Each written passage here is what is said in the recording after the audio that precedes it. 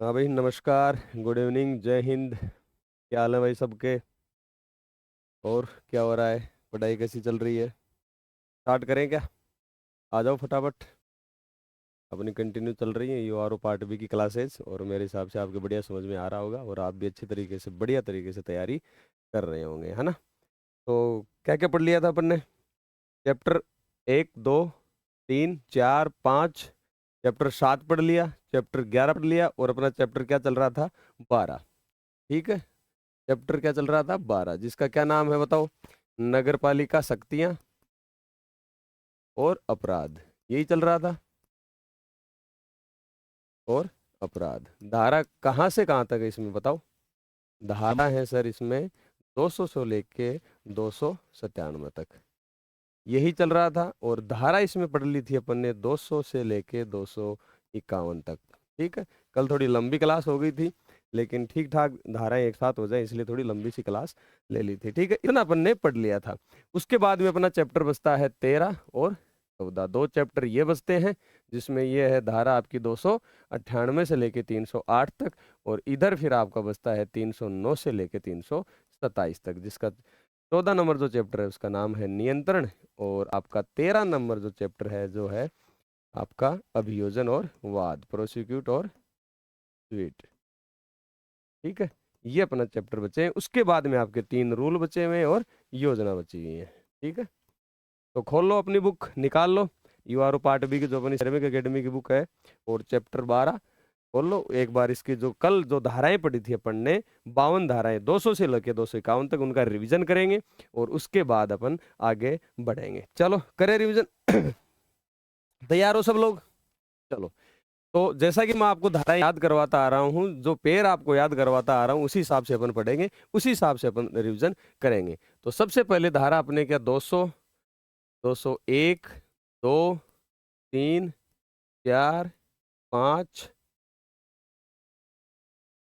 इधर लिख लेते हैं इसको, 5, 6 और 7, मतलब 200, 201 और ऐसे करके 207 तक। तो 200 में इनमें क्या थी? इन सारी धाराओं में 200 से लेके 207 में क्या है? नालियां हैं। ठीक है। अगर मैं ऊपर एक हेडिंग सिंपल लिख लूं नालियां, तो इसमें तो क्या है? नियंत्रण है, यानी नालियों पे नियंत्रण। धारा 201 में क्या है? नालियां बनाने की शक्तियां हैं। ठीक है। उसके बाद में 202 में क्या था? प्रभावी जल निकास। फटाफट रिवीजन कर लेते हैं, उसके बाद अपन आगे चलेंगे। प्रभावी जल निकास। फिर इसमें यह था कि भाई उत्सारण, कोई भी भूमि या भवन का स्वामी है, उत्सारण यानी बहाने का अधिकार। और इसमें 204 में क्या था? वर्षा जल, वर्षा जल व मल की अलग अलग पृथक पृथक नालियां। फिर ये तीनों धाराएं किससे संबंधित थी? कि मान लो कि कोई व्यक्ति ऐसा है कोई व्यक्ति ऐसा है जो बिना किसी दूसरे के प्लॉट या मकान के अंदर से नाली नहीं ले जाने के सिवाय वो वहां से अपना कनेक्शन नाली का नहीं ले सकता। ठीक है। तो अन्य व्यक्ति के घर से या प्लॉट से नाली ले जाने का अधिकार। जब वो नाली ले जाएगा तो वो कार्य किस प्रकार किया जाएगा, और अगर जिस व्यक्ति के प्लॉट में से वो ले गया है नाली, अगर वो कल को निर्माण कार्य करे तो क्या होगा? ये धारा अपन ने पढ़ी थी 207। ठीक है। 200 में क्या था? कि नालियां बनाने, जितनी भी नगर पालिका के अंदर नालियां हैं उन पे सब पे नियंत्रण किसका रहेगा? सीधी सी बात है, किसका रहेगा? नगर पालिका का रहेगा। और शक्तियां क्या होंगी? कहीं से भी वो नगर पालिका का जो क्षेत्र है, किधर से भी वो नालियां बना सकती है, और किसको? जो भी मालिक है, स्वामी है, उनको नोटिस देगी, लिखित नोटिस देगी, और अपनी नालियां निकाल सकती है। फिर ये बताया गया 202 है उसमें प्रभावी जल निकास, यानी जो भी मकान बना जाएगा, जो भवन बनाया जाएगा या कोई बिल्डिंग बनाई जाएगी, अधिभोग प्रमाण पत्र उसी तभी मिलेगा जब उसमें प्रभावी जल निकास हो, यानी जल का निकास हो सके। और क्या होगा? उसमें 50 फीट की दूरी से पहले पहले उसको क्या कनेक्शन लेना पड़ेगा? नाली का कनेक्शन लेना पड़ेगा। ठीक है। फिर भूमि या भवन का जो भी स्वामी है वो उसको अगर नगर पालिका की नालियों में अगर जो है जल निकास करना है या मल वहन करना है तो किसकी अनुमति लेनी पड़ेगी? नगर पालिका की। फिर ये था कि वर्षा जल के लिए नाली अलग होगी और सीवर वाली नाली अलग होगी। ये मैंने आपको बता ही दिया। उसके बाद में क्या था बच्चों? 208, 209, 210। ठीक है, मैंने एक बार आपको अलग से ये बताया था कि ये चीजें याद रखनी है आपको। नालियों की किसकी बात, नाली किसकी बात कर रहा है? मान लो सिंपल नाली है ड्रेन, ठीक है, या कोई ग्रह नाली है, ग्रह नाली, हाउस गली, हाउस गली, ठीक है, ओके। नाली है, ग्रह नाली है, या जल निकास, जो नालियों की बात कर रहा है ना, जल निकास, ड्रेनेज सिस्टम नहीं होता, सुनते रहते हो आप, ड्रेनेज सिस्टम खराब हो गया मानसून में किसी भी शहर का। उसके बाद में है, ये जल निकास का हो गया। फिर है शौचालय, जिसको बोलते हैं प्रीवीज, मूत्रालय, यूरिनल्स।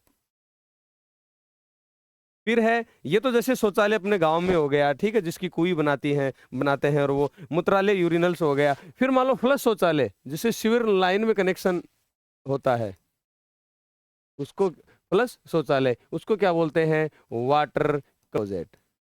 उसके बाद में हो गए तहारत, जिसको बोलते हैं लेटरिन्स, ठीक है, जैसे नगर पालिका की ये गाड़ी सी खड़ी रहती है वो वाली। तो ये सारी चीजें किसमें है? नालियों में आती है। और फिर अपन जो पढ़ रहे हैं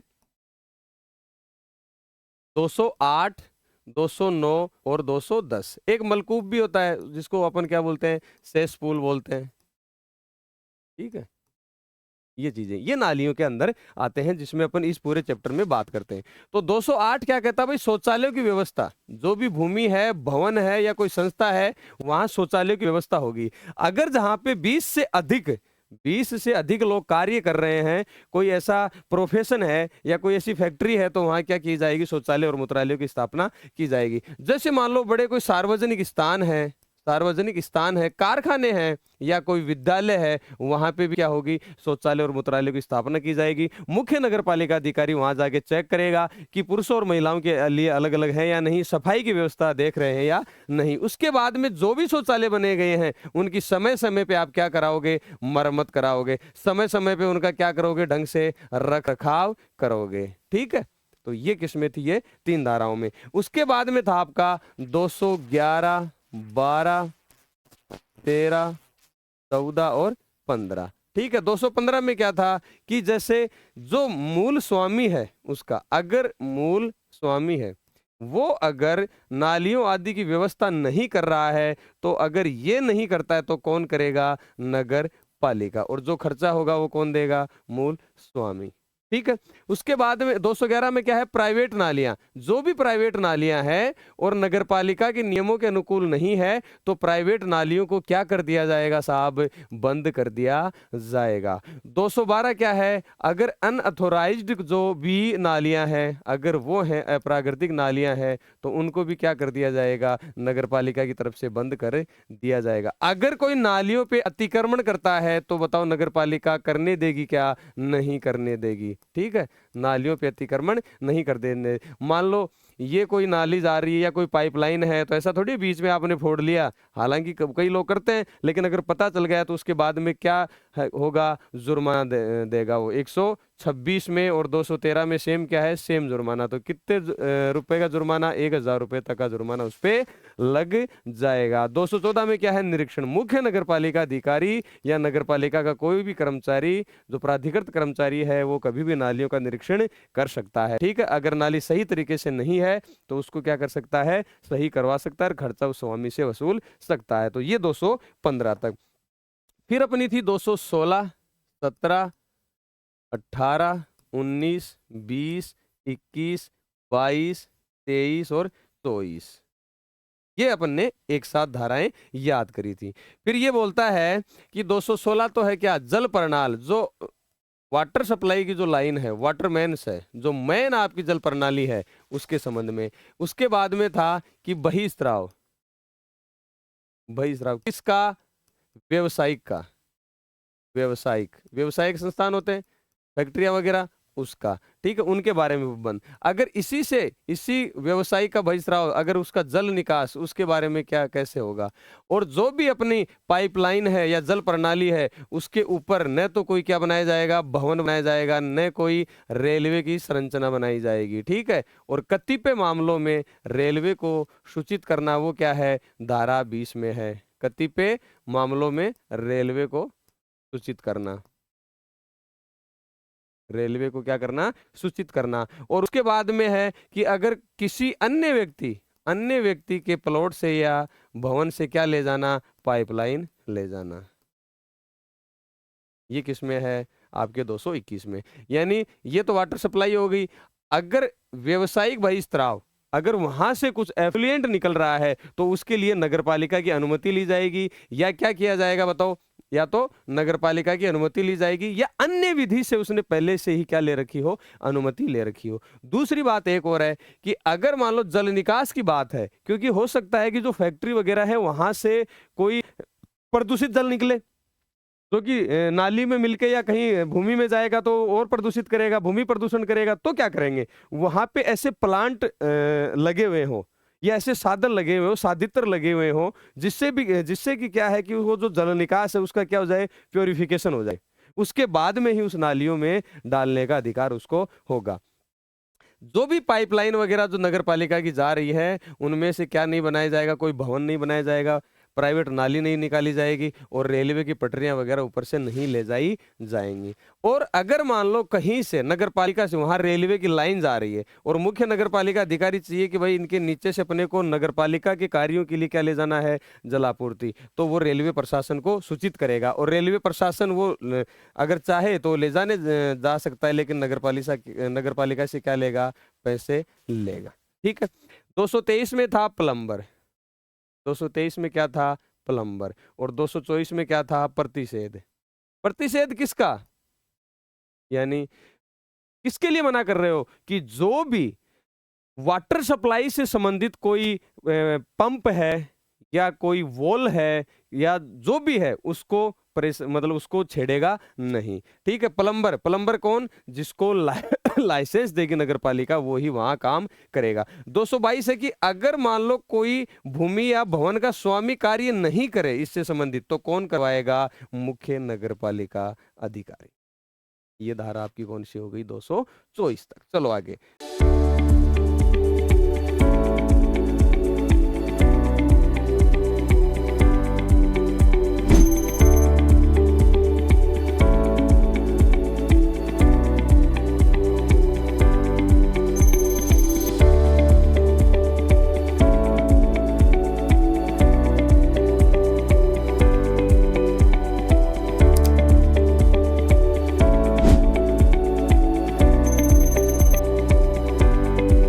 फिर है आपकी 225, 26, 27, 28, 29, 30, 31, 32, 33। ठीक है। ये क्या है, ये आपके ठोस अपशिष्ट, पूरी धारा किसकी है, ठोस अपशिष्ट से संबंधित है, कचरे से संबंधित है। मैं यूं कहूं तो किससे संबंधित है, सॉलिड वेस्ट से या कचरे से संबंधित है, ऐसा मैं आपको कह सकता हूं। लेकिन 225 कचरा कैसे, जैसे मल वहन से संबंधित जितना भी मामला है, सीवरेज से जितना भी मामला है, वो किसी एजेंसी को दिया जा सकता है। किसको दिया जा सकता है, एजेंसी को, कि भाई ये सीवर वाला मामला है ना, इस फलानी कंपनी को दे सकते हैं ठेके पे। लेकिन देगा कौन, नगर पालिका, किससे, राज्य सरकार से अनुमति लेके ही दे सकती है। तो ये तो किसकी बात हो गई, सीवर की। लेकिन अगर मान लो ठोस अपशिष्ट है, उसका क्या करेंगे भैया, उसके हैंडलिंग के लिए क्या करेंगे, उसके हस्तन के लिए क्या करेंगे। ठीक है, हैंडलिंग के लिए। तो इसमें क्या करेंगे कि भाई अगर ठोस अपशिष्ट है तो जहां इकट्ठा किया जाएगा वहां पे क्या होगा, बायोडिग्रेडेबल अलग होगा, नॉन बायोडिग्रेडेबल अलग होगा, रिसाइकल वाला अलग होगा, ऑर्गेनिक कचरा अलग आप कर सकते हो। ठीक है, ये वाली चीज। फिर अगर ठोस अपशिष्ट है तो उसके क्या बिल बनाने के लिए या उसके हैंडलिंग के लिए किसी एजेंसी का सहारा ले सकते हैं, एजेंसी को ठेका दे सकते हैं साहब। लेकिन होगा क्या कि जो चीफ म्युनिसिपल ऑफिसर है वो किससे अनुमोदन करवाएगा, नगर पालिका से। लेकिन सीवर वाला किससे करवाएगा, नगर पालिका, राज्य सरकार से। लेकिन यहाँ सीएमओ नगर पालिका से। ओके। फिर क्या होगा कि जितना भी ठोस अपशिष्ट है वो किसकी संपत्ति होगी, नगर पालिका की। अरे भाई ठोस अपशिष्ट को डालोगे कहाँ पे, उसके लिए स्थान की चिन्हित कहाँ किस में किया जाएगा, धारा 229 में, धारा 229 में। चलो ठोस अपशिष्ट, आपने संपत्ति भी होगी ठीक है, बिल भी आप बनवा लोगे ठीक है, स्थान भी, कचरा आएगा कहाँ से? कचरा आएगा परिसरों से, मकानों से। तो ये जो जिनके मकान है, परिसर हैं, वो वहीं पे मकान के आसपास ही कचरे को क्या कर लेंगे साहब, इकट्ठा कर लेंगे। ये तो परिसर हो गए, लेकिन कोई अपार्टमेंट है वो क्या करेंगे, वो भी एक बड़ा सा जैसे सामुदायिक कचरा पात्र हो गया, जिसको कम्युनिटी बिन्स बोलते हैं, या डिस्पोजल बैग्स हो गए, वहां पे वो एक जगह इकट्ठा कर लेंगे। चलो ठीक है। प्रतिषेध, और ये आपका 33 में है कि आप मार्ग पर क्या करोगे, मार्ग पर कचरा नहीं फैलाओगे, वरना आप पे क्या 500 रुपए का जुर्माना आप पे लगाया जा सकता है। ये आपकी धारा 233 तक हो गई। चलो आगे फिर 234, 235, 236। 234 है जैव चिकित्सा अपशिष्ट, ये अब खूब अपन बता चुके हैं, जैव चिकित्सा अपशिष्ट। और इसमें है आपका परिसंकट में जो हानिकारक है, खतरनाक हो सकता है, वो अपशिष्ट आपके है। तो इनका हैंडलिंग किसके अकॉर्डिंग किया जाएगा? इन्वायरमेंट प्रोटेक्शन एक्ट 1986 के हिसाब से किया जाएगा। चलो सर सही है। तो 236 धारा बहिर्गत जो भाग हैं, बहिर्गत भाग हैं, उनके लिए अनुज्ञा ली जाएगी। ठीक है, जो भी आपके जो प्रोजेक्शंस हैं, जो सेटबैक हैं या कोई छज्जे हैं, अगर वो अगर आगे आ रहे हैं तो उनके लिए, अगर आप बनाना चाह रहे हो तो उनके लिए अनुमति जरूरी है। अनुमति क्या है उसके लिए? जरूरी है। तो वरना इसमें क्या होता है कि 5,000 से 10,000 तक का जुर्माना और 50 से 100 तक का क्या लगता है जुर्माना। फिर आगे क्या है? 237, 238, 238 और 238A। फिर मैंने बताया था कि ये किसके लिए है? वर्षा जल के लिए। कोई भी वर्षा जल है उसके लिए, कोई द्रोणी या खाई, वर्षा जल के पानी के लिए। उसके बाद क्या है कि ये दोनों जो है राजस्थान नगरपालिका संशोधन अधिनियम 2010 के अकॉर्डिंग ये जोड़े गए थे। ये था वर्षा जल संग्रहण, वर्षा जल संग्रहण प्रणाली, और ये क्या है? पार्किंग के लिए, पार्किंग के लिए जोड़ा गया था। इसमें था कि भाई अगर 300 वर्ग मीटर से कोई अधिक का प्लॉट है तो उसमें वर्षा जल संग्रहण प्रणाली लगाई जाएगी, वरना धारा 194 के तहत आपको पूर्णता प्रमाण पत्र नहीं मिलेगा, न आपको पानी का कनेक्शन दिया जाएगा। ऐसा ही सेम पार्किंग में थे, वरना आपको 7 दिन तक की जेल हो सकती है और 25,000 से लेके 1 लाख तक का आपके जुर्माना हो सकता है। ठीक है, तो बजरंगबली का नाम लेके आगे बढ़ते हैं अपन। 239, 240, 241। मैंने बताया था triple M, M M M. इसमें क्या है कि मकानों पर ब्रैकेट लगाना, जैसे कोई लैंप लगाना हो, कोई टेलीग्राम का, कोई टेलीग्राफ का कोई खंभा लगाना हो, कोई बिजली के लिए कुछ एंगल वगैरह लगानी हो तो इसमें लगा सकते हैं 239 के तहत। 240 में थे कि मार्गों का नामकरण कर सकते हैं, मार्गों का नामकरण कर सकते हैं। इसके अलावा कर सकते हैं कि भाई मकानों की नंबरिंग कर सकते हैं, मकानों की नंबरिंग कर सकते हैं। अगर उस मकानों की नंबरिंग की प्लेट को अगर कोई तोड़ेगा या छेड़ेगा तो उसका क्या हो जाएगा? 1,000 रुपए से 2,000 रुपए तक का जुर्माना उस पे लगाया जा सकता है। 240 क्या कहता है बताओ? तीसरा एम क्या है? 239, 40, 41 है। तीसरा एम कौन सा है बताओ? मूर्तियों की स्थापना, मूर्तियों की स्थापना। अगर मूर्तियों से कोई छेड़खानी करेगा, उसको तोड़ेगा, तो मैंने बताया था कि कितना आपके 2 से लेके 6 माह तक आपको क्या होगा? सजा होगा, और 25 से 50,000 आपके क्या लग जाएगा? जुर्माना। ये अपन ने पढ़ लिया था। उसके बाद है आपका 242, 43, 44, 45 और 46। यहाँ पे क्या आ गया था? खतरनाक चीजें आ गई थी। क्या आ गई थी? खतरनाक चीजें। खतरनाक क्या हो सकती है भैया? वृक्ष व झाड़ी हो सकते हैं। सर वृक्ष व झाड़ी खतरनाक कैसे हो सकती हैं? जैसे मान लो आप मोटरसाइकिल चला रहे हो और बीच में सार्वजनिक मार्ग पे कोई बीच में कोई लट पड़ा है, या कोई वृक्ष या झाड़ी का झुकाव हो रहा है, एक्सीडेंट हो सकता है, तो उनको काट दिया जाएगा नगरपालिका तरफ से। अगर किसी स्वामी के हैं या किसी मालिक के हैं तो उनसे क्या ले लिया जाएगा? उसको बोला जाएगा या तो आप हटाओ या हम हटाएंगे, तो आपसे पैसे लेके। 243 में क्या था? खतरनाक भवन। क्या था? खतरनाक भवन। और 246 में क्या है? खतरनाक खुदाई।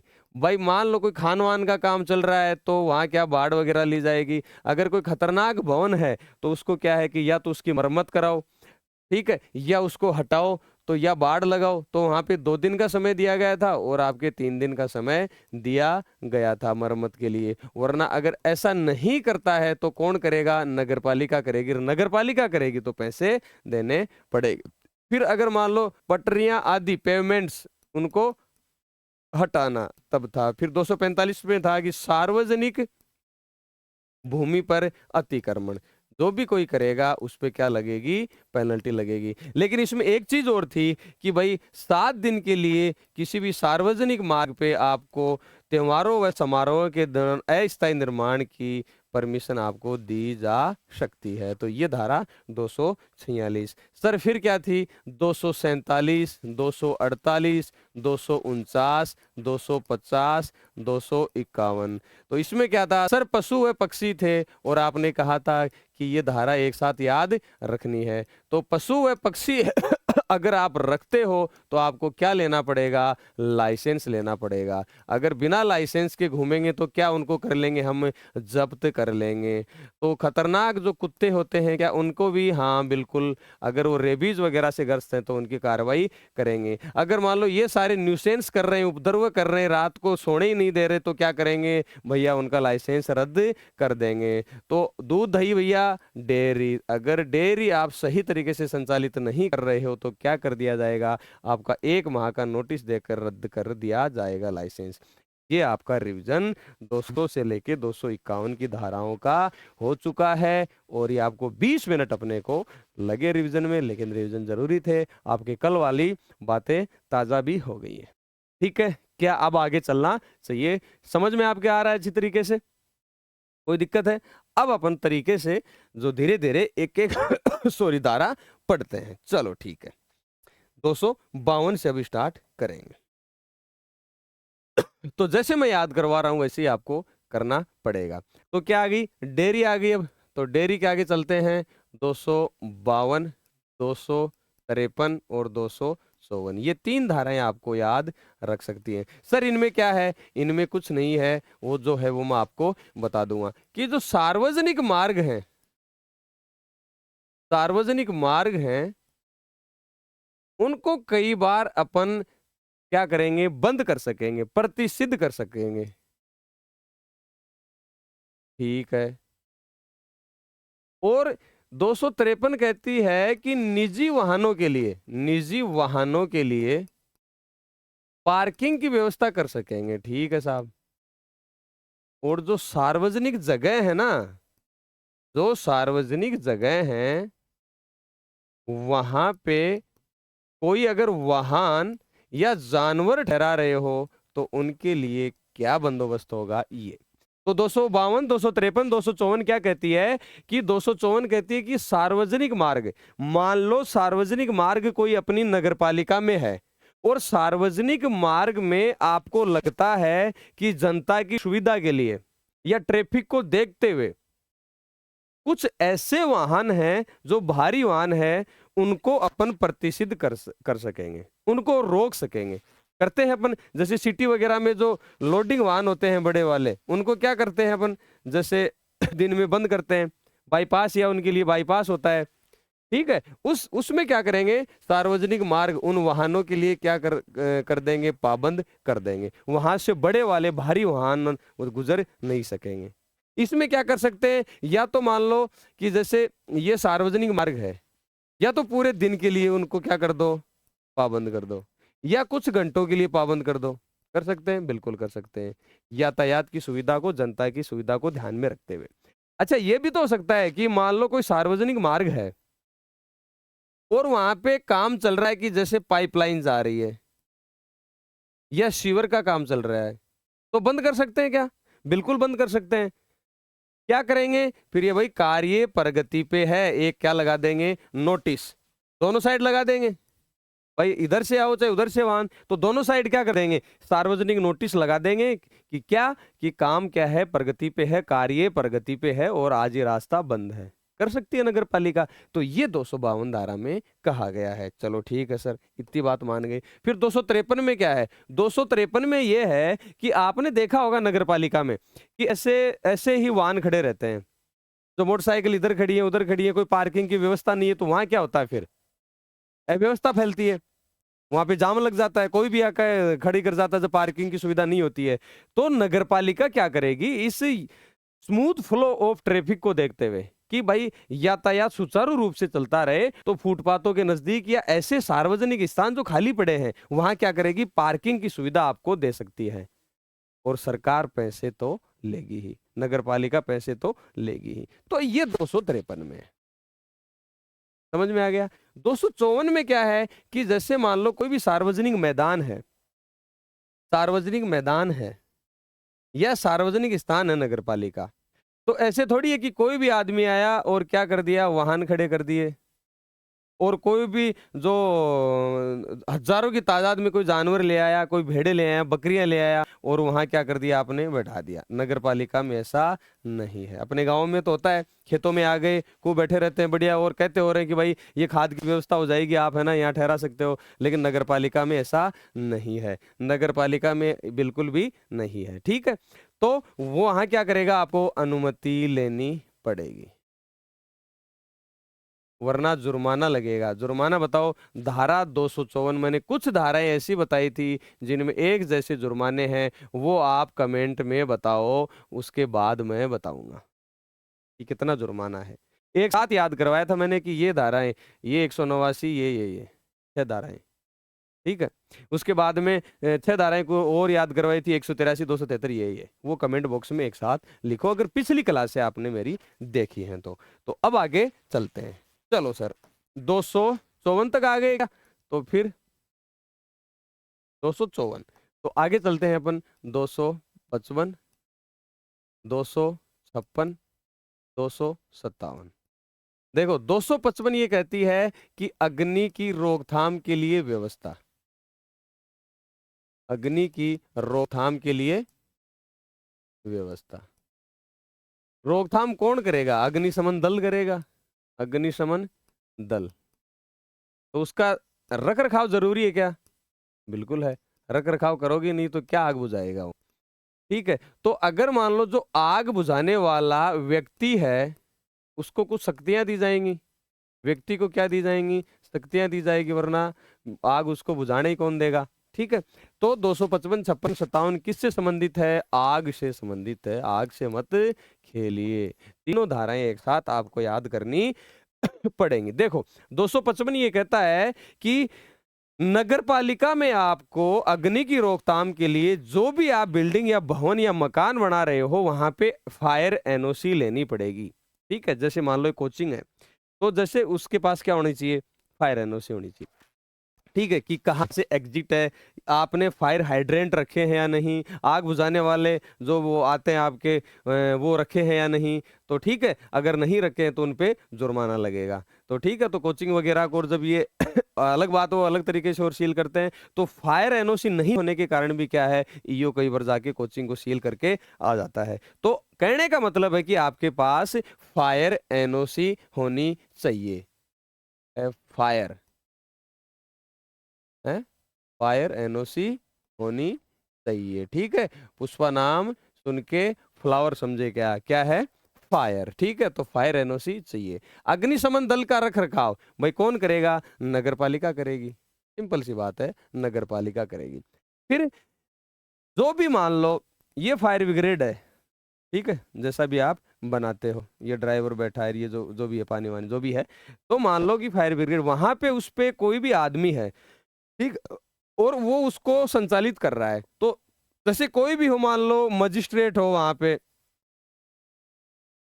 कोई नगर पालिका का सदस्य भी हो सकता है, अपना सीएमओ भी हो सकता है, कोई अन्य अधिकारी भी हो सकता है, ठीक है, और वो एक और कांस्टेबल से ऊपर की रैंक का आदमी, कांस्टेबल से ऊपर की रैंक का आदमी, ये 4-5 आदमी जो हैं, या ये क्या करेंगे, अगर वहां आग बुझाने के लिए वहां है तो उनको क्या शक्तियां होंगी। सबसे बड़ी तो बात तो ये होगी कि अगर कोई भी आग बुझाने के लिए बीच में आके बकवास कर रहा है, डिस्टर्ब कर रहा है, हस्तक्षेप कर रहा है, पहले तो उसका इलाज करो, उसको पाबंद करवाओ।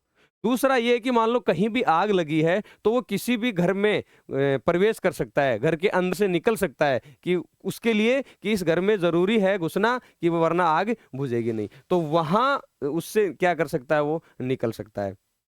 ठीक है, दूसरा ये है कि कुछ जो मान लो कि कहीं नल वगैरह है या वाटर सप्लाई है, तो वहां से किसी को एक जगह से बंद कर सकता है ताकि वो पूरा प्रेशर पानी का कहाँ बन जाए, जहां पे आग लगने का एरिया है। ठीक है, किसी भी घर में घुसने के लिए दरवाजा तोड़ सकता है वो, किस लिए? क्योंकि वो जरूरी है कि वहां आग पे काबू पाया जाए। तो ये शक्तियां होंगी उनको, किसको? कोई मजिस्ट्रेट है, सदस्य है, मुख्य नगर पालिका अधिकारी है, आपके कांस्टेबल से रैंक के ऊपर का अधिकारी है। आई बात समझ में? अब अपन पीडीएफ की तरफ चलते हैं।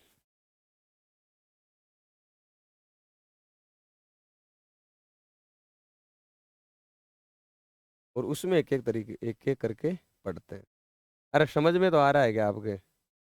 बोलते नहीं नालायक हो तुम। हम्म। बिल्कुल मरे हो की तरह देखते रहते हो क्लास को, न कोई क्वेश्चन पूछते हो। हम्म। बंद करवा देंगे क्लास। 252। ठीक है, चलो। तो 252 अपन ने क्या पढ़ा था साहब? कि कतिपय प्रकार के यातायात के लिए, हजार बार बता दिया मैंने कतिपय प्रकार क्या होता है। सर्टेन, कुछ प्रकार के यातायात के लिए, कुछ प्रकार के यातायात कौन होंगे? सीधी सी बात है, बाहरी वाहन होंगे। और तो कौन होगा? भारी वाहन होंगे। उनके लिए सार्वजनिक मार्गों के उपयोग को क्या करेंगे? पाबंद करने की शक्ति। तो नगर पालिका क्या करेगी? नोटिस देगी। किस लिए? कि भाई जनता को खतरा हो सकता है या जनता को उन वाहनों से बाधा है या असुविधा हो सकती है, तो क्या करेगी? सार्वजनिक मार्गों पे यातायात को स्थायी या अस्थायी प्रतिषिद्ध कर सकती है, प्रोहिबिट कर सकती है। ठीक है, अपनी बुक खोल लो और धारा 252 निकाल लो। ठीक है, किसको कर सकती है? बाहरी वाहनों को। क्यों? उनकी संरचना, उनकी संरचना का मतलब बड़े हैं वाहन, भारी है, ऊंचे हैं, उनका स्वरूप, ठीक है ना, स्वरूप उनका क्या स्ट्रक्चर है, उसके आधार कि वो सड़क को, जैसे डंपर है सड़क को हानि पहुंचा सकते हैं। ठीक है, हाँ हानि पहुंचाते ही हैं जो डंपर है, जो रोड की तो ऐसी तैसी कर देते हैं, तो उनको प्रतिषिद्ध कर सकती है, प्रोहिबिट कर सकती है। ठीक है, इंग्लिश देख लेना भाई, थोड़े मेरे हाथ तंग है। और अच्छा, दूसरा ये है कि भाई वाहनों के आवागमन को या तो पूरे समय के लिए बंद कर दे या कुछ घंटों के लिए बंद कर दे। ठीक है, दूसरा मैंने बताया था कि अगर मान लो वहां जल निकास से संबंधित, वाटर सप्लाई का काम चल रहा है, पाइपलाइन का काम चल रहा है, वाटर सप्लाई का काम चल रहा है, या लाइटिंग के लिए काम चल रहा है, प्रकाश व्यवस्था, तो उन कामों को पूरा करने के लिए यातायात को अस्थायी रूप से बंद कर सकती है कौन? नगर पालिका।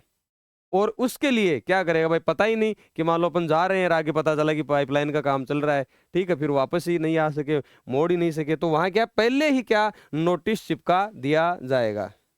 यह नोटिस जो दिखने वाली जगह है वहां पे चिपका दिया जाएगा। ठीक है, ये वाला किसमें है? 252 में। सिंपल सी है इसमें तो। ये चैप्टर तो वैसे इजी है, मैंने पहले आपको बता दिया था कि जो हार्ड चैप्टर थे उनकी कहानी चैप्टर नंबर 11 तक खत्म हो चुकी थी। 253, फिर मैंने कहा था कि सार्वजनिक स्थानों पर निजी वाहनों की पार्किंग का विनियमन, रेगुलेशन। ठीक है, तो क्या होगा कि नगर पालिका यातायात सुविधा, एक तो स्मूथ फ्लो ऑफ ट्रैफिक और जनता की सुविधा के लिए क्या करेगी? फुटपाथ और सड़क के किनारों पर, सार्वजनिक स्थानों पर क्या कर देगी? पार्किंग की व्यवस्था आपको दे देगी। लेकिन उसको चाहिए क्या भैया? फीस चाहिए, फीस तो लेगी ही लेगी। ठीक है, बताओ मुझे कमेंट में कि पार्किंग व्यवस्था के लिए फीस नगर पालिका की कौन सी धारा में थी? मैं आपको बता देता हूं कि नगर पालिका राजस्व वाले चैप्टर में थी, लेकिन धारा कौन सी में थी? आप अगर पढ़ रहे हो सही से, मेरी क्लासें रेगुलर ले रहे हो और तन्मयता के साथ ले रहे हो, तो आप बिल्कुल कमेंट में मुझे बता देंगे। फिर है साहब धारा 254। मैंने क्या बताया कि सार्वजनिक मैदानों पर वाहनों, व्हीकल्स या जानवरों को ठहराना। ठीक है, फिर मैंने आपको बता दिया था कि नगर पालिका की लिखित अनुमति के बिना अगर कोई सार्वजनिक स्थान पर वाहन या जानवर ठहराता है तो 1000 से 2000 तक जुर्माना और 50 से 100 रुपए तक डेली। अगर वो मानता नहीं है, जुर्माना लगाने के बाद में भी उसने जानवर वहीं बैठा रखे हैं, व्हीकल वहीं पार्क कर रखे हैं, तो बताया क्या आपने कमेंट में? 254 कौन सी धारा थी?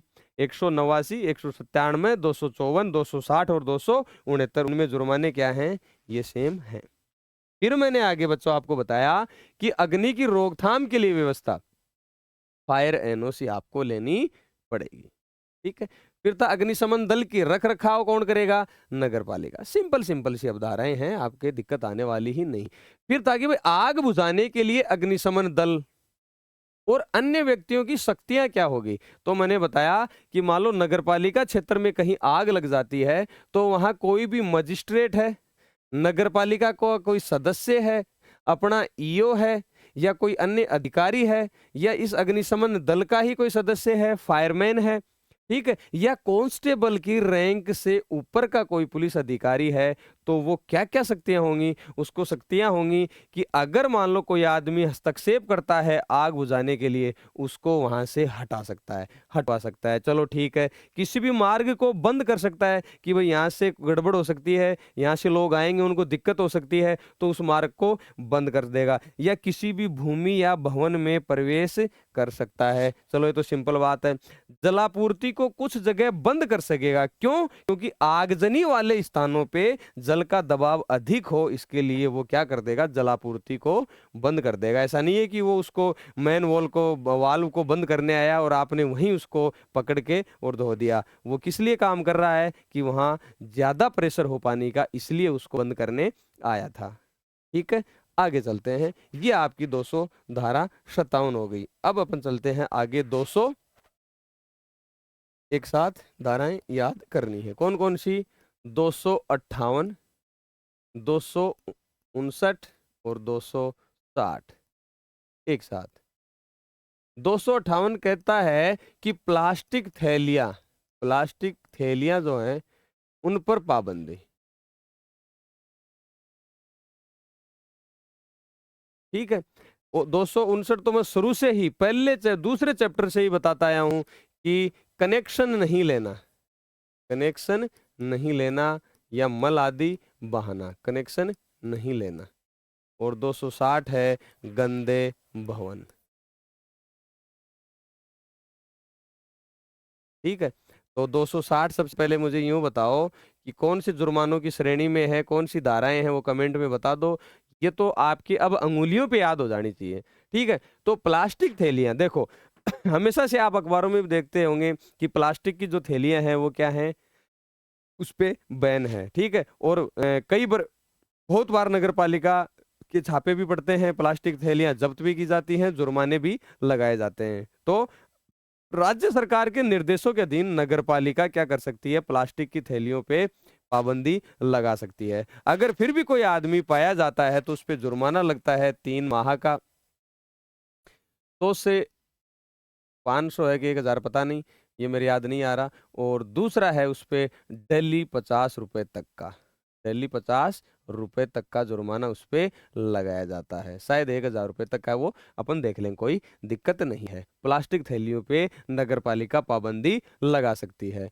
अगर फिर मैंने आपको कहा था कि कोई आदमी कनेक्शन नहीं ले, नगर पालिका की सीवर जो लाइन है, सीवरेज है, वहां से कनेक्शन नहीं ले, और वो यूं ही उसको बहने देता है, मल वगैरह आदि को सीवर को बहने देता है, तो जुर्माना मैंने आपको बताया था, याद करो। और तीनों धाराएं वो एक साथ कमेंट बॉक्स में वो लिख दो। ठीक है, ये गंदे भवन का क्या मतलब है? देखो, आपने कई बार देखा होगा नगर पालिका में या कई शहर में या मान लो गांव में भी देखा होगा कि कई खंडर पड़े रहते हैं और उनको बहुत दिन हो जाते हैं उन मकानों को, और वहां सांप बिच्छू, है ना, ये आदि, वहां पे नागफनी वगैरह उग जाती है और वहां हालत खराब हो जाती है।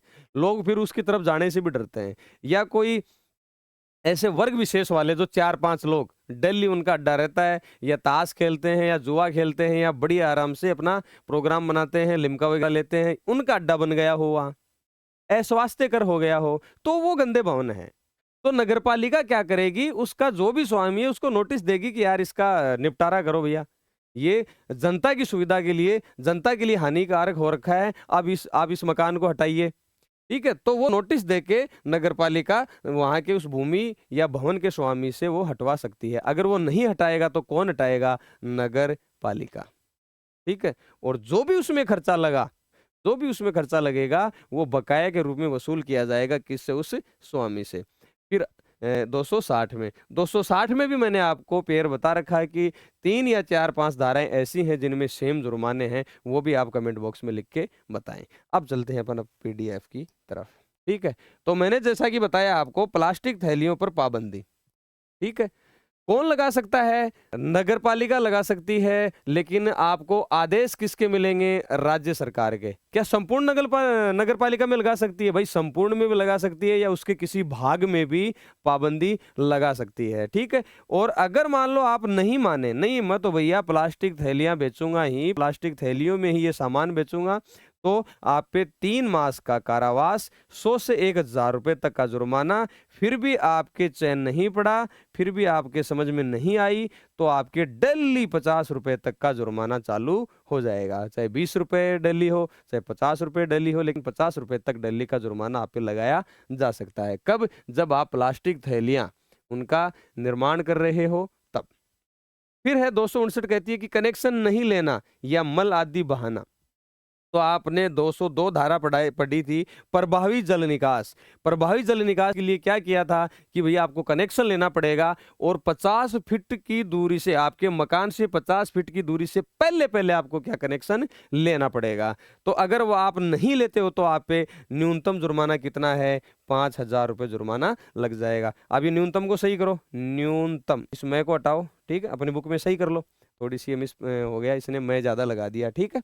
फिर है 260, जैसा कि मैंने आपको बताया, गंदे भवन। जैसे कोई भी भवन है या भूमि का स्वामी किसी भवन को उसने गंदी या अस्वास्थ्यकर हालात में रखता है, न्यूसेंस पैदा होता है। न्यूसेंस आपको मैंने उस समय परिभाषा में अच्छी तरीके से बता दिया था कि उसके आंखों के लिए, श्रवण की चेतना के लिए या जनता की सुविधा में भंग डालता है, वो चीजें क्या होती हैं? न्यूसेंस पैदा करने वाली होती हैं। और वहां क्या है? अब वहां नागफनी उगाई है और लिखित नोटिस देगा किसको? उस भूमि या भवन के स्वामी को कि भैया इसको हटाओ। अगर फिर नहीं करता है तो क्या होगा? 1000 से 2000 रुपए तक का जुर्माना और 50 से 100 रुपए तक का जुर्माना डेली, अगर वो बात नहीं मानता है तो, ठीक है। दिक्कत क्या है? गंदा भवन हुआ कैसे? वो नगर पालिका ने माना कैसे कि भाई वो गंदा भवन है? किस लिए माना? क्यों? क्योंकि वो बेकार व उपद्रवी व्यक्तियों का शरण आश्रय बन गया है, शरण स्थली बन गया है, ठीक है। वहां पे ऐसी घटनाएं हो रही हैं, अनैतिक उद्देश्य के लिए उपयोग में हो रहा है, ठीक है। या तो जैसे वहां पे शराब पी जा रही हो, जुआ खेला जा रहा हो, ये सारी चीजें हो रही हैं, तो वो क्या बन गया है? गलत जगह, न्यूसेंस वाली जगह बन गई है। या वहां पे सांप चूहे ये सारे क्या है? वहां पे फिर रहे हैं, तो क्या होगा? वो पब्लिक के लिए न्यूसेंस होगा, इसलिए वो लिखित नोटिस देके उसको हटवाएगी वहां से, ठीक है। ये आपका क्या है? गंदे भवन, ठीक है। अगर मान लो मैं आपको उस समय भी मैं आपको कह रहा था जब चैप्टर नंबर 7 पढ़ रहे थे, और मैं धारा आपको अब बताऊं क्या? धारा 134 है, उस समय मैंने कहा था कि भाई ये अधिशेष जो बचता है, ये याद रखना, ये बहुत बार आएगा आपके। और उस समय मैं आपको पूछूंगा कि भाई वहां पे अधिशेष बचता है तो कब तक अगर दावा किया, किस कालावधि तक, अवधि तक दावा किया जाए कि उसको जो अधिशेष बचा हुआ है, सरप्लस जो पैसा बचा हुआ है, उसको वापस दे दिया जाएगा। तो अब अपने पास 3 धाराएं हो गई हैं, तो 134 तो वो है, और ये आपकी 260 है कि अगर मान लो शर्तों का पालन नहीं करता है तो उस भवन को गिरा दिया जाएगा, और जो खर्चा है नगर पालिका उस मलबे को बेच के प्राप्त कर लेगी। फिर भी मान लो कि 150 रुपए उसके पास बच गए, तो क्या होगा? अगर वो भूमि या भवन का स्वामी 6 माह के भीतर क्लेम करता है तो उसको अधिशेष धन दिया जाएगा। अब इस पूरे एक्ट में अब तक 3 धाराएं पढ़ चुके, जहां पे कोई अधिशेष का दावा करता है तो उसको वो अधिशेष धन दे दिया जाएगा। तो वो धाराएं कौन कौन सी हैं मैं आपको बता भी चुका हूं, और कमेंट बॉक्स में आप लिख दीजिए। जो एक धारा तो है चैप्टर नंबर 7 की, और 2 धाराएं इस चैप्टर की हैं, इसी चैप्टर की हैं, ठीक है। ये हो गया आपका, क्या हो गया? धारा 260। चलो आगे चलते हैं।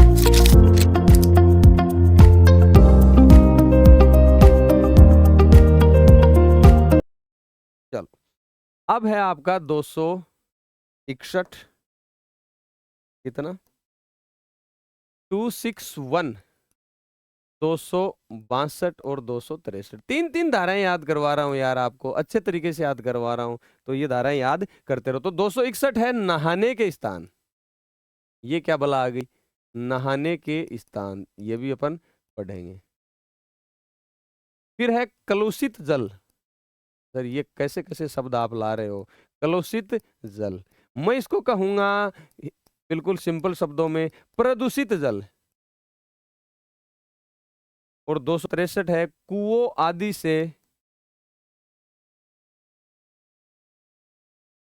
से होने वाला न्यूसेंस। सर ये क्या बला है, ये तीनों चीजें हमें समझाओ। तो 261 तो है नहाने के स्थान, 262 है कलुषित जल और 263 है कुओं आदि से न्यूसेंस। क्या नगर पालिका क्या करेगी, नगर पालिका क्षेत्र में कुछ ऐसे स्थान डिसाइड करेगी या ऐसे स्थान नियत करेगी कि भाई यह, जैसे कोई भी जल स्रोत वहां हो गया, कोई उन्होंने बड़ी सारी कोई टंकी बना दी कि ये पब्लिक के लिए नहाने के स्थान है, या कोई जलाशय या कोई तालाब ऐसे चिन्हित कर देगी कि इन जलाशयों पे आप कपड़े धो सकते हो, इन जल स्रोतों पे आप नहा सकते हो, इस ये खाई बना दी या ऐसा जलकुंड बना दिया, यहाँ पे आप पशुओं को नहला सकते हो। तो ये नगर पालिका क्या करेगी, स्थान नियत करेगी।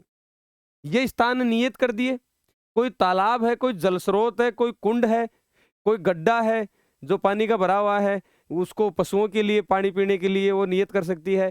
अगर आप इन सारे जल स्रोतों को प्रदूषित करते हो, उसमें कोई गंदगी डाल के, कोई कचरा डाल के प्रदूषित करते हो, तो वो कौन सी धारा में है, 262 में है। अगर आपने प्रदूषित करा तो जुर्माना लगेगा आप पे 1000 से 2000 तक का जुर्माना, यानी मिनिमम आप पे 1000 लग सकता है और मैक्सिमम 2000 तक का जुर्माना आप पे लग सकता है। तो ये तो क्या है आपका कलुषित प्रदूषित, अगर आपने उन जल स्रोतों को कर दिया है तो।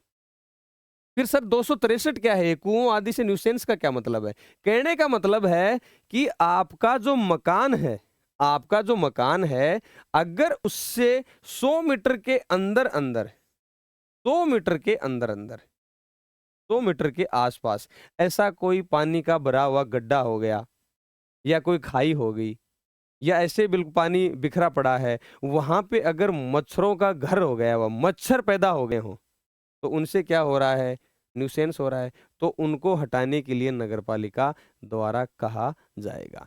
ये कौन सी धारा में है, 263 में। एक एक करके इसको अपन अब पढ़ते हैं, ठीक है। 261 क्या है, नहाने के स्थान, नहाने के स्थान मतलब नगरपालिका व्यवस्था कर सकती है। क्या नहाने के स्थान मतलब कोई सार्वजनिक तालाब, कोई जलाशय। फिर मैंने क्या कहा, जानवरों के लिए अलग स्थान तय कर सकती है, कपड़े धोने के लिए अलग स्थान तय कर सकती है, और भी किसी प्रयोजन के लिए तालाब व जलाशय के नियत स्थान कर सकती है। क्या तालाब व जलाशय या कोई खड्डे नगरपालिका की अनुमति के कोई आदमी खोद सकता है क्या, वहां बना सकता है क्या, नहीं बना सकता। ये कॉमन सेंस की बात है। चलो, फिर मैंने क्या कहा कि कोई भी जलकुंड, तालाब हो गया, कुआं हो गया, उसको अगर गंदा या दूषित करता है या उसको न्यूसेंसकारी बताता है, तो मैंने जुर्माना कितना बताया, 1000 से लेके 2000 तक। चलो साहब, ये आ गया आपका न्यूसेंस का उपशमन, न्यूसेंस कैसे उसको कम करेंगे। तो वही बात कि क्या कोई भी जलकुंड है, गड्ढा है, होल है, तालाब है, जलाशय रिजर्वेयर है, वहां पानी इकट्ठा होता है कहाँ, 100 मीटर के अंदर अंदर, 100 मीटर के अंदर अंदर। तो क्या गड़बड़ क्या हो रही है, गड़बड़ ये हो रही है कि वहां मच्छर के पैदा होने की जगह हो गई है, और मच्छर पैदा होने से वो न्यूसेंसकारी हो रहा है, पब्लिक के स्वास्थ्य के लिए खतरा हो रहा है। तो फिर क्या किया जाएगा, उसको स्वामी को नोटिस दिया जाएगा, उसको कहा जाएगा भाई ये जो गड्ढा है इसको या तो भरो या इसको खाली करवाओ, ठीक है, उसको ढको। किसको कहा जाएगा, स्वामी को, ओ ठीक है, और उससे वो न्यूसेंस कम करवाया जाएगा। फिर मैंने एक चीज आपको ये कही कि कोई भी नया जलाशय या तालाब नगरपालिका की अनुमति के बिना खोदा जा सकता है, नहीं खोदा जा सकता। ये इसमें लिखा हुआ है धारा 263 में, ठीक है। मेरे हिसाब से आपके चीजें समझ में आ रही होंगी। आगे चले, देखो अब है 264, धारा 264, 265, 266, 267 और 268। ये धारा अपन एक साथ याद करेंगे। कैसे? इनमें क्या आ गया सर? 264, 65, 66, 67, 68, ये खेती से संबंधित है, लगभग कृषि से संबंधित है। किससे? कृषि से संबंधित। सर कृषि से संबंधित कैसे हैं? कि कतिपय प्रकार की कुछ खेती पर कृषि पर पाबंदी लगाई जाएगी। क्यों? क्योंकि खेती में क्या है, दुर्गंधपूर्ण खाद अगर कोई डाल देता है तो गड़बड़ हो जाती है। दुर्गंधपूर्ण खाद पर प्रतिबंध लगा दिया जाएगा। ठीक है। कोई मान लो कोई होकारी खेल, खतरनाक खेल अगर कोई खेलता है तो क्या होगा? या कोई और न्यूसेंस पर प्रतिबंध। और इसमें है 268 में धुएं को खपा देना। धुएं को खपा देना, खपा देते हैं आप, जैसे कहीं पता ही नहीं चलता। ठीक है। जब आप धूम्रपान डंडी का यूज कर रहे होते हो कई बार, और घर वाले अगर एकदम से आ जाते हैं तो धुएं को कहाँ खपा देते हो पता ही नहीं चलता। ठीक है। तो खेती पर पाबंदी, कतिपय प्रकार की खेती और दुर्गंधपूर्ण खाद और क्षोभकारी खेल खेलना, न्यूसेंस पर प्रतिबंध और धुएं को खपा देना। देखो कई बार होता क्या है, जो अपन अगर 264 धारा की बात करें तो 264 धारा क्या है? कतिपय प्रकार की खेती पे प्रतिबंध। मान लो कोई प्रकार की ऐसी खेती है और उसके लिए डायरेक्टर, निदेशक चिकित्सा एवं स्वास्थ्य, चिकित्सा एवं स्वास्थ्य या सीएमएचओ, सीएमएचओ तो जानते ही हो, chief medical and health officer, या कोई भी स्वास्थ्य अधिकारी, उनकी राय में ये हो जाए और वो नगरपालिका को ये चीज साबित कर दे या बता दें कि ये जो यहाँ पे इस फलानी जगह पे कोई खेती हो रही है वो स्वास्थ्य के लिए हानिकारक है या जनता के लिए ये सही नहीं है स्वास्थ्य के लिए, तो क्या होगा? उस खेती पे नगरपालिका प्रतिबंध लगा सकती है। लेकिन कोई खेती पिछले 5 वर्षों से लगातार होती आ रही है, उसके लिए आपको कंपेंसेशन देना पड़ेगा, मुआवजा देना पड़ेगा। यानी वो खेती कितने पिछले 5 वर्षों से लगातार होती आ रही है। लेकिन मुझे एक बात बताओ, कमेंट बॉक्स में ये बताओ कि खेती की बात कोई 6 महीने से संबंधित भी कहीं आई थी, वो कौन सी धारा में आई थी? कि कोई फसल 6 महीने से खड़ी है तो उसको नहीं काटा जाएगा, वो कौन सी धारा में आई थी बताओ? कमेंट में बताओ मेरे को, है ना, फिर मैं तो बताऊंगा ही। तो ये 264 में है। फिर 265 में क्या था कि अगर मान लो दुर्गंधपूर्ण खाद है, ठीक है, कई बार होता है ना कि जैसे मुर्गी फार्म होते हैं पास में, तो वो न्यूसेंस ही होता है, उससे कितनी बदबू आती है। ऐसी अगर खाद खेत में डालते हैं तो आसपास वालों का तो जीना आराम।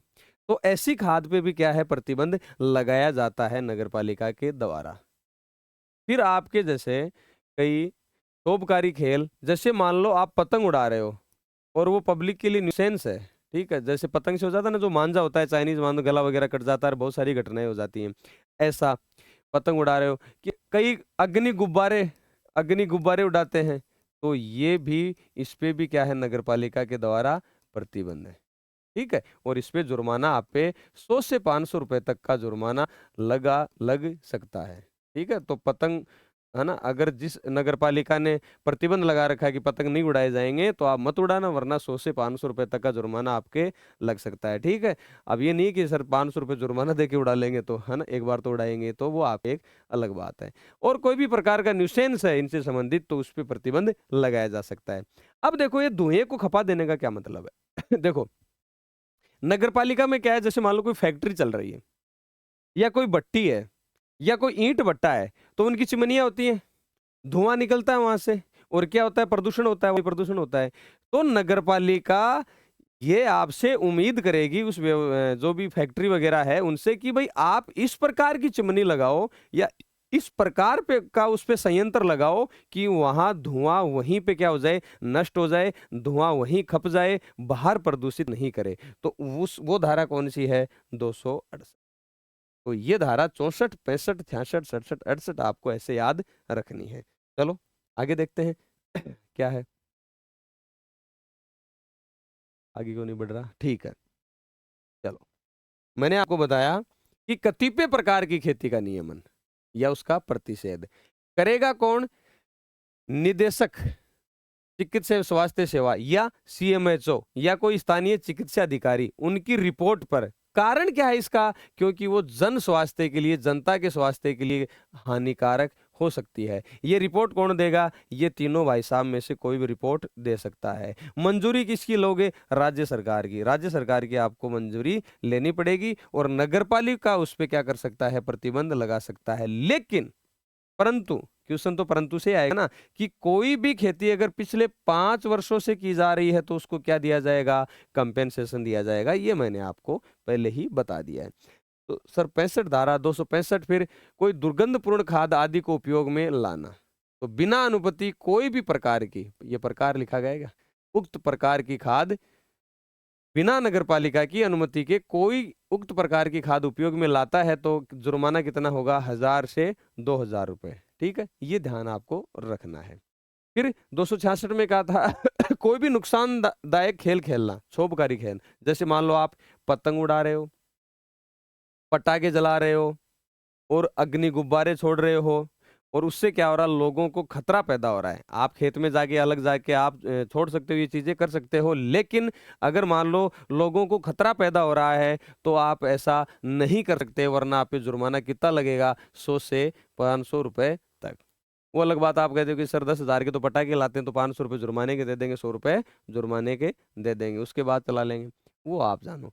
ठीक है, तो कोई नुकसानदायक खेल अगर आप खेलोगे तो आप पे जुर्माना कितना लगेगा? 100 से लेके 500 रुपए तक। ठीक है, आ रहा आपके समझ में? चलें आगे। चलो,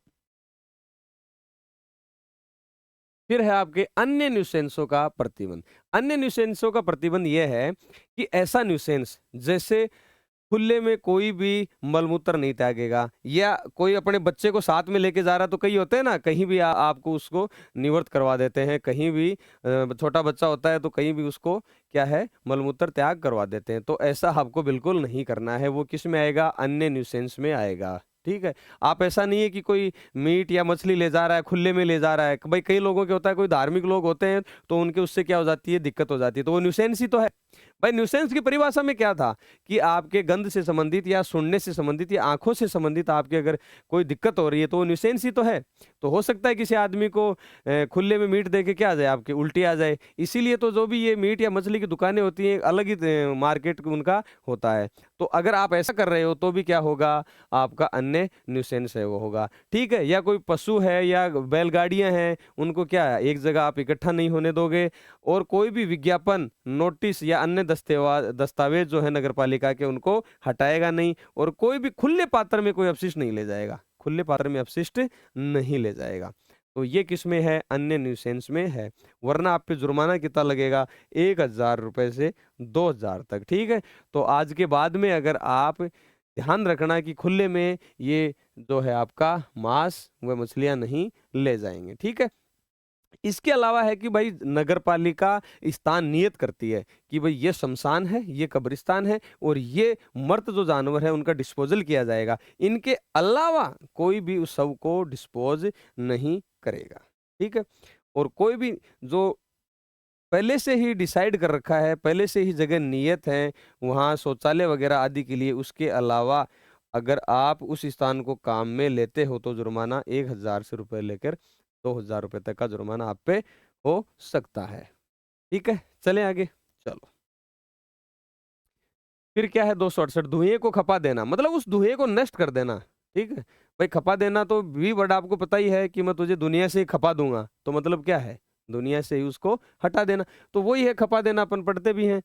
तो इसमें क्या है कि कोई भी अपनी नगरपालिका क्षेत्र में कोई भी भवन या व्यवसाय में इस्तेमाल होने वाली भट्टी की डिजाइन को इस प्रकार किया जाए कि वो धुआं वहीं खपा दिया जा सके। ठीक है, और उसमें जो निर्धारित मानक होने चाहिए, जो मान लो आप भट्टी वगैरह यूज कर रहे हो, वो निर्धारित मानक होने चाहिए। अगर आप नहीं करते हो ऐसा तो जुर्माना लगेगा 1000 से 2000 तक का पहले, और उसके बाद में दोबारा मान लो 10-15 दिन बाद में आए कि अगर फिर भी वही भट्टी काम में ली जा रही है तो फिर उस पे 2,000 रुपए से 5,000 रुपए तक का जुर्माना वापस लगा दिया जाएगा।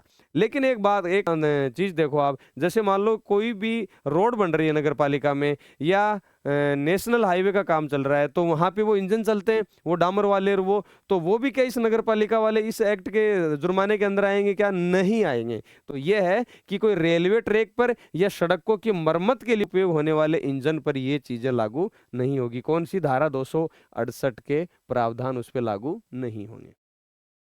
ये आपकी धारा कौन सी होगी? 268। आ रहा समझ में आपके? कुछ आगे चलें, चलो।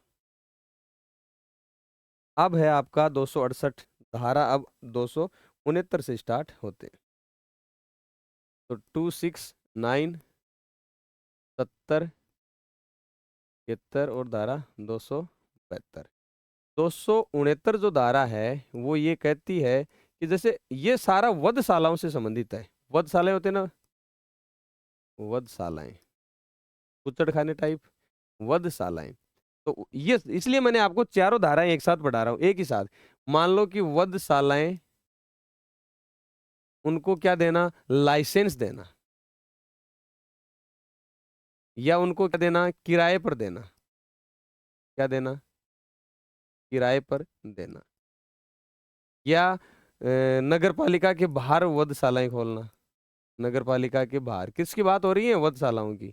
या नई वधशालाएं खोली जाना, नई वधशालाएं खोली जाना। एक ही साथ धाराएं चारों आपको याद करनी है। किससे संबंधित है? वधशालाओं से। 269, 270, 271, 272 वधशालाएं। अगर मान लो कई जगह नगर पालिका कई जगह कई प्रकार के कारोबार के लिए, यानी कोई अलग प्रकार का कारोबार है, कोई बाजार के लिए, कोई वधशालाओं के लिए क्या करती है? वो लाइसेंस देती है। ठीक है, वो क्या करती है? लाइसेंस देती है कि भाई आप हाँ यहाँ पे वधशालाएं चला सकते हो, या कहे तो ये यहाँ पे मीट मछली की दुकान चला सकते हो, तो वो लाइसेंस देगी। अगर कल वहाँ गड़बड़ कर रहे हो कल को, तो वो क्या है? आपका लाइसेंस रद्द कर सकती है। ठीक है, आप पे जुर्माना लगाया जा सकता है। तो बताओ 269, बताओ कौन सा जुर्माना होगा?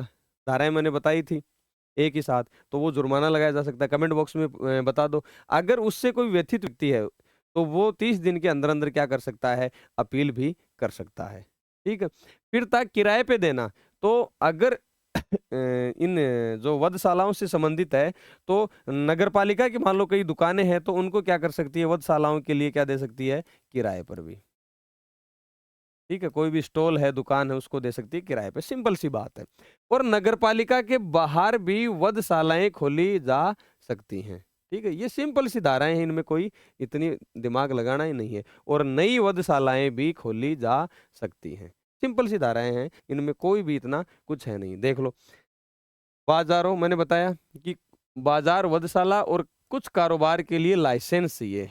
ठीक है, कौन कौन से? जैसे मान लो कोई विशेष प्रयोजन के लिए, जैसे कोई विशेष प्रयोजन के लिए बाजार हैं, वधशालाएं हैं, या अन्य कोई कारोबार है, उनके लिए लाइसेंस प्रदान करें, और बिना लाइसेंस इन स्थानों का उपयोग रोक देंगे। सीधी सी बात है, कॉमन सेंस की बात है कि लाइसेंस से ही वधशालाएं वगैरह खोली जा सकती हैं। और अगर लाइसेंस नहीं है आपके पास, और उसके बाद अगर आप मान लो वधशाला चला रहे हो, या आपके पास लाइसेंस दे दिया गया और उसमें कुछ शर्तें हैं, उनका अगर उल्लंघन कर रहे हो, तो जुर्माना क्या लगेगा? 1,000 से 2,000। फिर भी आप नहीं मार रहे हो तो डेली क्या है? 50 रुपए से 100 रुपए तक का जुर्माना आप पर लगेगा। और आपको जो लाइसेंस दिया गया था उसको क्या कर देगा? रद्द कर दिया जाएगा, या सस्पेंड कर दिया जाएगा, या विड्रॉल कर लिया जाएगा। ठीक है, तो आप बताया क्या कमेंट में आपने कौन सी धाराएं थी? 189, 197, फिर 1, 2, और ये आपकी 269। ये दो धाराएं और आप बता दो। ठीक है, आ जाओ।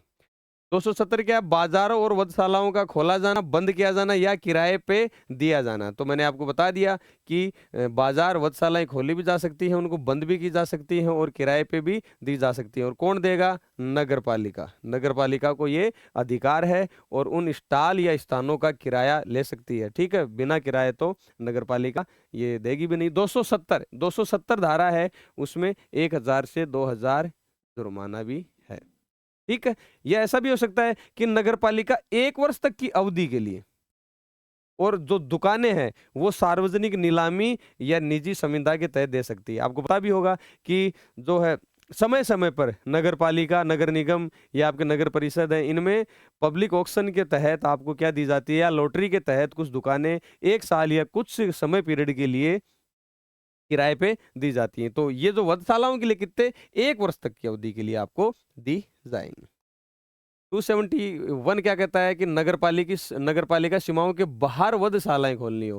तो एक बात बताओ, क्या नगर पालिका डायरेक्ट वहां पे वधशालाएं खोलने के लिए लाइसेंस वगैरह दे देगी? नहीं। तो वो किसकी अनुमति लेगी बताओ? नगर पालिका, मुख्य नगर पालिका अधिकारी की अनुमति लेगी क्या? नहीं। मैंने स्टार्ट में बताया था, ऊपर कौन? राज्य सरकार, फिर नगर पालिका और नीचे आपका मुख्य नगर पालिका अधिकारी। तो राज्य सरकार द्वारा नियुक्त अथवा प्राधिकृत अधिकारी की मंजूरी से नगर पालिका वहां पे वधशालाएं खोलने के लिए क्या दे सकती है? लाइसेंस दे सकती है। और नई वधशालाएं अगर आपको खोलनी है तो देखो, मान लो कि नगर पालिका के अंदर नई वधशाला खोलनी है, तो वो क्या करेगी? वहां जगह देखेगी और उस जगह के आसपास उन पड़ोसियों को, उन जनता के स्वास्थ्य का ध्यान में रखते हुए या उनको कोई न्यूसेंस नहीं हो उसको ध्यान में रखते हुए क्या देगी? लाइसेंस देगी। तो ये धारा कौन सी है आपकी? 272। ठीक है, चलो आगे। आ रहा आपकी समझ में? आ रहा है कि भाई? बताओ, ये आगे चलें? ठीक है, नहीं समझ में आता है कोई धारा तो आप कमेंट बॉक्स में बता दिया करो, दूसरे दिन आपकी वो प्रॉब्लम सोल्व कर दी जाएगी। कोई भी अगर कैसा भी डाउट हो तो आप बता सकते हैं, हमारे टेक्निकल टीम तक पहुंचा सकते हैं। ठीक है, तो ये आपकी होगी 271 और 272। आगे चलें, फिर दो धाराएं एक साथ पढ़ेंगे, 273 और 274 एक जैसी हैं। 273 और 274 क्या है सर? 273 और 274, 273 और 74, 273 है धारा, जो 273 है कि खतरनाक रोगों को रोकने के लिए शक्तियां, खतरनाक रोगों को रोकने के लिए शक्तियां। और 274 है, कोई मान लो कि अति भीड़ वाले क्षेत्र हैं, बहुत अधिक भीड़ वाले क्षेत्र हैं, अति भीड़ वाले क्षेत्र में रोगों को फैलने से रोकने के लिए राज्य सरकार की शक्तियां। ये एक जैसी 273 और 274 है। इसमें क्या है सर 273 और 74 में?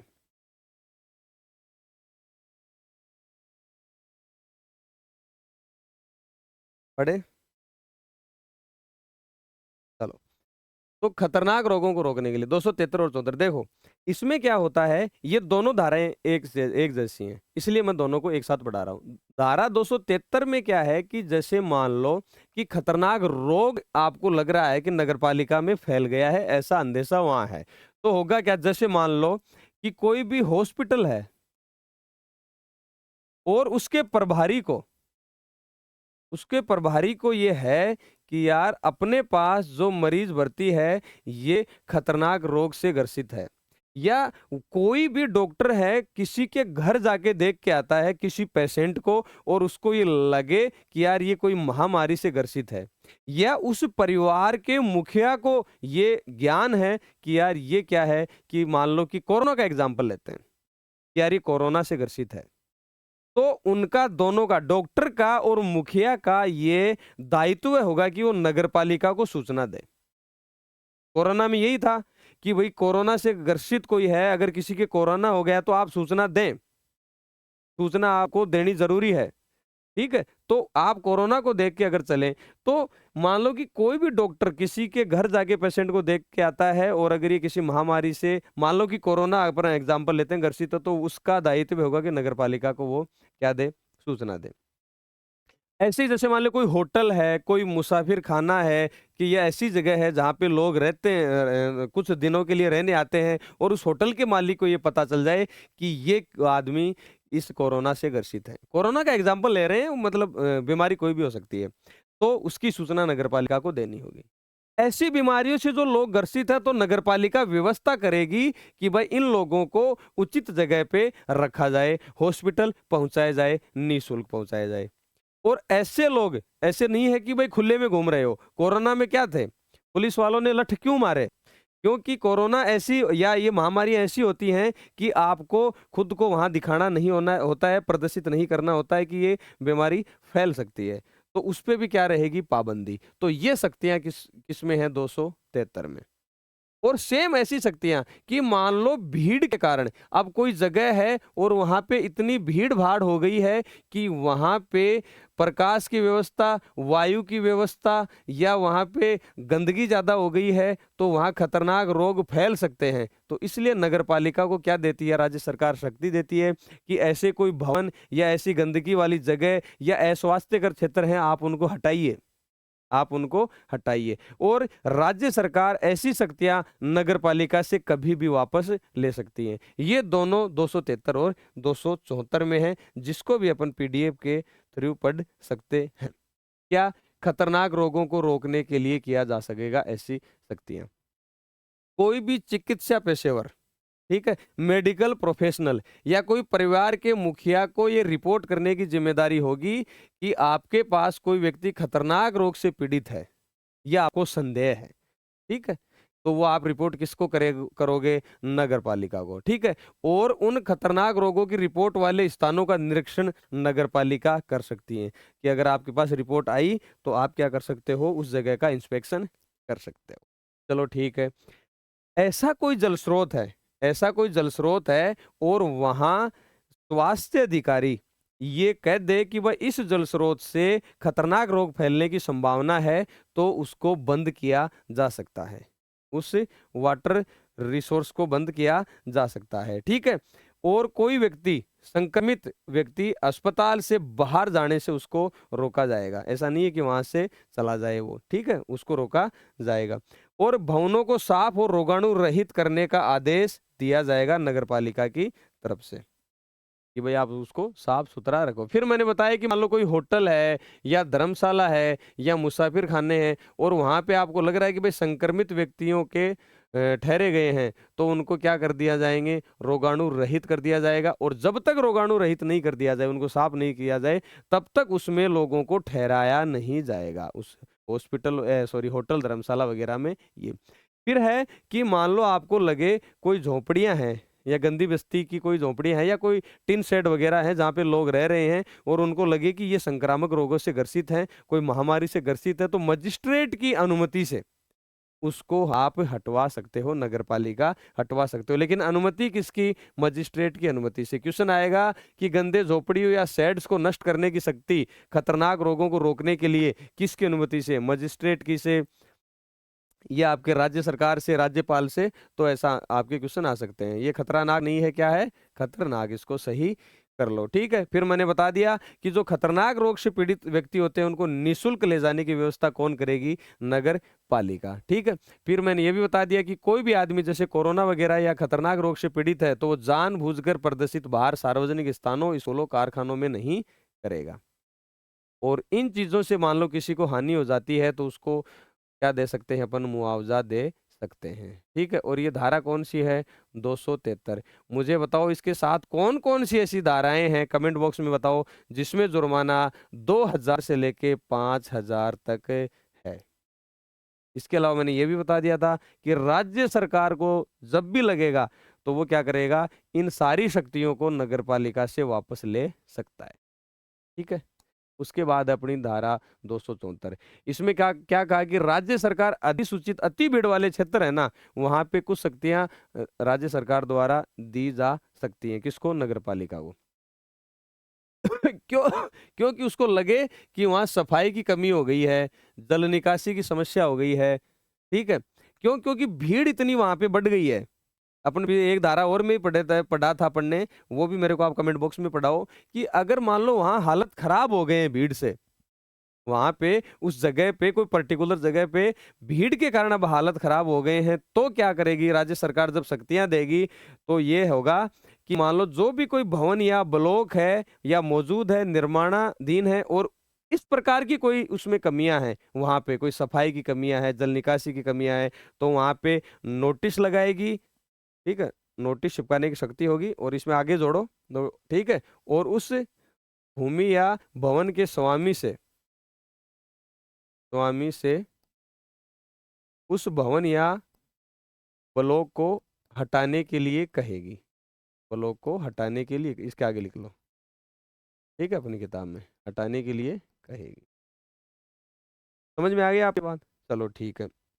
अगर मान लो यदि वो नोटिस दिए जाने के बाद में भी नहीं हटाए, नहीं गिराए, तो क्या करेगा? नगर पालिका खुद करवाएगी, और खुद करवाएगी तो पैसे लेगी। ये तो हर जगह अपन ऐसी, जब भी ऐसी बात आई है तो इस धारा है, जो जिस भी धारा में आई है, तो ये बात तो अपन लिखते ही आए हैं। चलो ठीक है।